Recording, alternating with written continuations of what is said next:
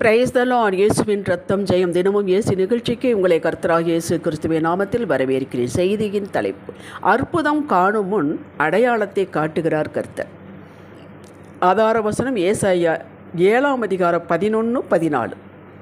நீ உன் தேவனாகிய கர்த்தரிடத்தில் ஒரு அடையாளத்தை வேண்டிக்கொள், அதை ஆழத்தில் இருந்தாகிலும் உன்னதத்தில் இருந்தாகிலும் உண்டாக கேட்டுக்கொள் என்று சொன்னார். ஆண்டவர் தாமே உங்களுக்கு ஒரு அடையாளத்தை கொடுப்பார். கிறிஸ்துவுக்குள் அன்பானவர்களே, கர்த்தர் நமக்கு ஏன் அடையாளத்தை கொடுக்க வேண்டும்? இன்னும் அவர் நம்மிடத்தில் கிருபையாய் இருக்கிறார் என்பதை நாம் அறிந்து உணர்ந்து தைரியமாய் இருப்பதற்கும் சவால்களை எதிர்கொள்வதற்கும் கொடுக்கிறார். ஒரு கேரண்டி மாதிரி மறுபடியும் உற்சாகப்படுத்துகிறார். அவர் நமக்காக யாவற்றையும் செய்து முடிப்பார் என்ற உறுதியில் நாம் மகிழ்ச்சியாக அவரை தேட வேண்டும் என்பதற்காக அடையாளத்தை கொடுக்கிறார். தேட வேண்டுமே, ஜெபிக்க வேண்டுமே, வேதம் வாசிக்க வேண்டுமே, சபைக்கு தவறாமல் போக வேண்டுமே என்று அவருடைய காரியங்களை செய்யாவிட்டால் ஆசீர்வதிக்க மாட்டாரோ என்று ஒரு சந்தேகம், பிரச்சனைகள் வந்துவிடுமோ என்று பயந்து கொண்டு செய்யக்கூடாது. இதை கர்த்தர் விரும்புவதில்லை. அவர் அதில் பதில் கொடுக்க திரும்புவதும் இல்லை. ஆரம்ப காலகட்டங்களில் அப்படி இருந்தாலும் இருக்கும். போக போக நமக்கு ஆவிக்குரிய முதிர்ச்சியும் வளர்ச்சியும் இருக்க வேண்டும். இந்த முதிர்ச்சி வந்து விட்ட பின் நமக்கு எத்தனை இக்கட்டுகள் நம்மை சூழ்ந்திருந்தாலும் நாம் தகப்பனை ஆசையாய் பிரியமாய் ஆர்வத்தோடு தேடுவோம். உறவு வலுப்பட்டு விழுதல்லவா? முதல் அப்படி உறவு நமக்கு தெம்படவில்லை. வார்த்தைகளை தாகமாய் தேடுவோம். இதையும் கண்டுகொண்டு பாராமல் இருப்பவர் போல் அவர் இருப்பதில்லை. இந்த பெரிய சோதனைக்கு பின் அல்லது இருக்கும் போதே பெரிய அடையாளத்தை காட்டுகிறார். இது நம்மை கனப்படுத்துவதாகும். இத்தனை மத்தியில் நீர் என்னை இவ்வளவு ஆர்வத்தோடு முறுமுறுக்காமல் தேடுகிறாயே, நான் உன்னை விட்டு விடுவேனா? ஐயோ, இன்னைக்கு ஜெபிப்பதை ஜெபிக்காமல் இருக்கக்கூடாது, நமக்கு இத்தனை பிரச்சனை இருக்கிறது என்று படுத்து தூங்கக்கூடாது, சும்மா இருக்கக்கூடாது, அப்பா சோர்ந்து போயிடுவாங்க, அப்பா எதிர்பார்ப்பாங்க என்று செய்கிறோமே, அதை பார்க்கிறார். அதையெல்லாம் பார்த்துவிட்டு நான் ஒன்று விட்டு விடுவேனா என்பது போல அடையாளம் காட்டுகிறார். தொடர்ந்து அற்புதங்களை காண செய்கிறார். உபாகம புத்தகத்தில் மோசே இஸ்ரவேல் மக்களை பார்த்து பிரயாணத்தின் போது சொல்கிறார்.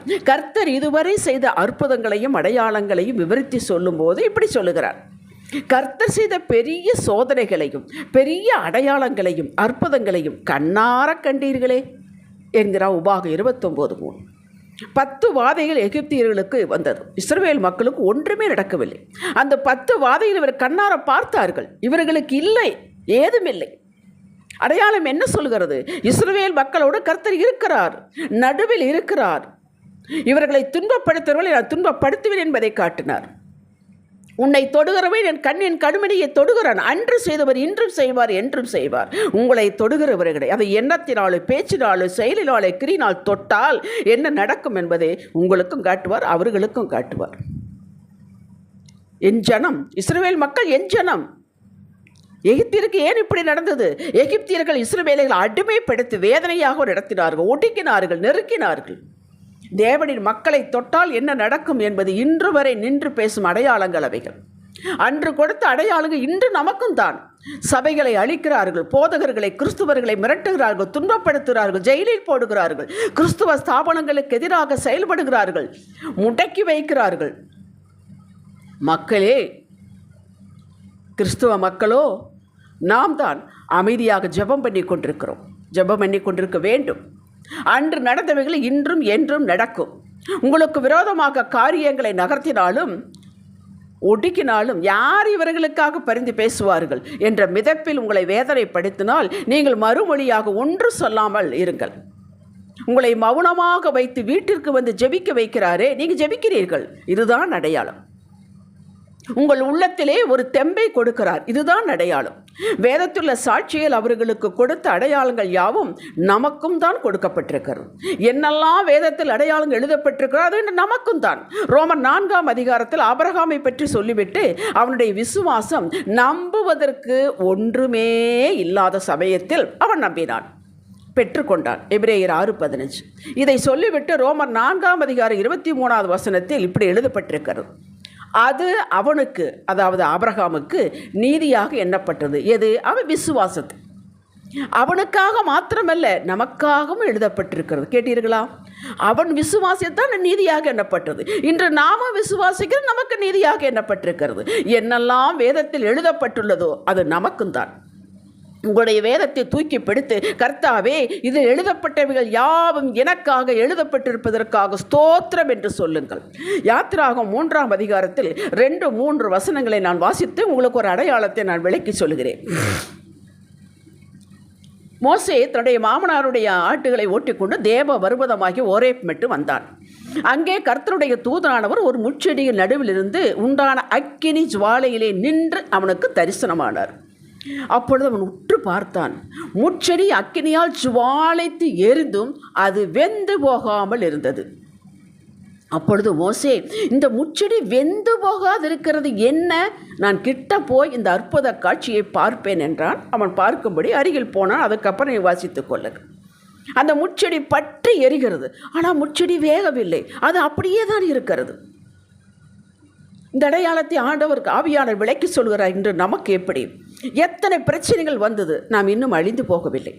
எப்படி முட்செடி வெந்து ஒன்றுமில்லாமல் சாம்பலாக போகவில்லையோ, வெளியில் பார்ப்பவர்களுக்கு முட்செடி பற்றி எரிகிறது. வெளியில் பார்ப்பவர்கள் நம்முடைய குடும்ப பிரச்சனையில் மத்தியில் இருக்கிறது, நாம் இன்னும் அழியவில்லை. அதுதான் அடையாளம். எத்தனை பிரச்சனைகள் வந்தது, பிள்ளைகளுக்குள் எத்தனை பிரச்சனை வந்தது, ஆனால் அதையெல்லாம் சுமூகமாக உள்ளேயே தீர்த்து கொண்டிருக்கிறோம். இதுதான் அடையாளம். நாம் அழிந்து போகவில்லை.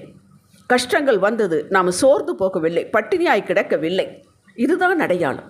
உங்கள் குடும்பத்தில் உங்களுக்குத்தான் தெரியும் எத்தனை எத்தனை பிரச்சனைகள், வேதனைகள், நோய்கள் எல்லாம் வந்தும் இன்னும் நாம் அழிக்கப்படாமல் இருக்கிறோம், அந்த முச்செடியை போல. இதுதான் அடையாளம். கொரோனா பிரிவில் தூக்கி தூக்கி போட்டார்கள் 2வது வேவில். அடியாளை அப்படித்தான் மீண்டும் வீட்டுக்கு கொண்டு வந்து. இதுதான் அடையாளம். அப்போ தாவீது சொல்கிறான், கர்த்தர் என்னை வெகுவாய் தண்டித்தும் என்னை சாவுக்கு ஒப்பு கொடுக்கவில்லை. சங்கீதம் 118:18 கேட்டீர்களா? தான் உயிரோடு இருப்பதே அடையாளம் என்கிறான். நாம் உயிரோடு இருப்பதே அடையாளமுங்க. குடும்பத்தோடு இருப்பதே அடையாளமுங்க. அவர் சபைக்கு போவது அடையாளம். நாம் சபைக்கு போகிறோமே, வேதத்தை வாசிக்கிறோமே, இந்த செய்தியை தினமும் கேட்கிறீர்களே, இதெல்லாம் நீங்கள் உயர்வதற்கு அடையாளம்.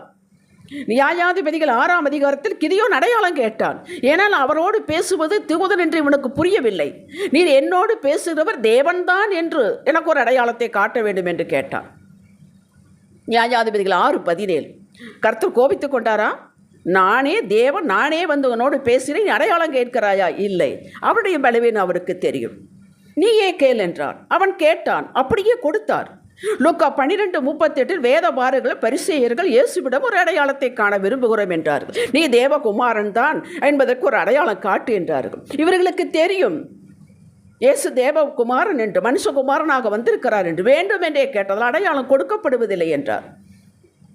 லூக்கா 2:12 வசனத்தில், ஆடு மேய்ப்பவர்கள் கர்த்தராகிய கிறிஸ்துவின் இரட்சகர் உங்கள் தாவீதின் ஊரில் பிறந்திருக்கிறார் என்பதற்கு இதுவே அடையாளம் என்று சொன்னார்கள். தேவதூதர் சரி, என்ன அடையாளம்? மாற்றுத் தொழுவத்தில் பிள்ளையை சுற்றி முன்னாடி வைத்திருப்பார்கள், அதுவே அடையாளம். ஏன் அவர்களுக்கு சொன்னார்? ஆடு மேய்ப்பவர்கள் யதார்த்தமானவர்கள், அவர்கள் உறுதிப்படுத்திக் கொள்ளட்டும் என்பதற்காக சொன்னார். ஏசாயா 64ஆம் அதிகாரம் 5வது வசனத்தின் கடைசி பகுதி என்ன சொல்கிறது என்றால், இன்னமும் தப்பி இருக்கிறோம் மக்களே, இன்னமும் நாம் தப்பி இருக்கிறோம். இதுதான் அடையாளம். எத்தனை பிரச்சனைகள் மத்தியிலும் நாம் இன்னமும் தப்பி இருக்கிறோம், மறக்காதீர்கள். இதுதான் அடையாளம். ஹல்லேலூயா. கண்கள் காண உள்ளத்திலே உணர்ந்து கொள்ள நம்முடைய நிலையே நமக்கு அடையாளம் காட்டுகிறார். கர்த்தர் உயிரோடு இருப்பது அடையாளம், நாம் ஜீவனோடு இருப்பது அடையாளம், நாம் அவருக்குள் இருப்பது அடையாளம், அவரை பற்றி கொண்டு இருப்பது அடையாளம். எத்தனை ஒன்றுமே நடக்கவில்லை என்றால் மண்டி போட்டு ஜெபிக்கிறோமே, இதுதான் அடையாளம். நாம் அவரை மகிழ்ச்சியாக நீதியை செய்ய வைக்கிறாரே, நம்மை செய்ய வைக்கிறாரே, அதுதான் அடையாளம். உங்களுக்கு வானம் திறக்கும், தெய்வம் பேசும், இது உங்களுக்கு அடையாளம். ஜெபிக்கலாம். தகப்பனே, வேதத்தில் எழுதப்பட்டவர்கள் எனக்கு அடையாளம். புரிந்து கொண்டேன். எப்படிப்பட்ட சூழ்நிலையில் உம்மை மகிழ்ச்சியாய் தேடுவேன். இது அடியாளை நீங்கள் அற்பமாய் சொற்பமாய் அல்ல, பயங்கரமாக உயர்த்தப் போகிறேன் என்பதற்கு அடையாளம். நான் எடுத்துக்கொள்வேன், அற்புதமாய் நடத்துவேன், நடத்தப் போகிறீர். அதற்கு ஸ்தோத்திரம். இயேசுவின் நாமத்தில் பிதாவே, ஆமேன். இன்றைய சிந்தனைக்கு எனக்குள் ஏற்படும் நல்ல மாற்றங்கள் இயேசுவையே முதலாவதாக முக்கியமானதாக தேடுவது இருக்கிறது அல்லவா? இந்த மாற்றங்கள், இந்த தேடுவதே நான் அற்புதமாய் மாறப்போகிறேன், என்னுடைய வாழ்க்கையில் அற்புதங்கள் அதிசயம் நடக்கப் போகிறேன் என்பதற்கு அடையாளம். ஆமேன். அல்லேலூயா.